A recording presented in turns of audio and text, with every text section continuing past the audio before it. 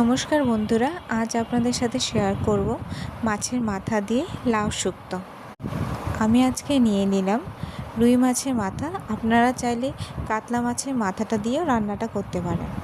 প্রথমেই আমি মাছের মাথাগুলোকে ভেজে নেব, তারপর তেলে ফোড়নের জন্য দিয়ে দেব সর্ষে বাটা বা গোটা সর্ষে।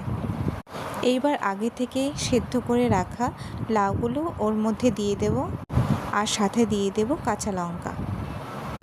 এইবার পরিমাণ মতো নুন, হলুদ আর ধনে গুঁড়ো এর মধ্যে দিয়ে নাড়াচাড়া করে আগে থেকে ভেজে রাখা মাছগুলো ওর মধ্যে দিয়ে দেব।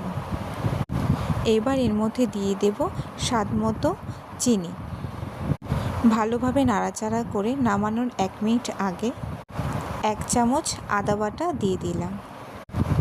ব্যাস রেডি আমাদের লাউ শুক্তো রেসিপি।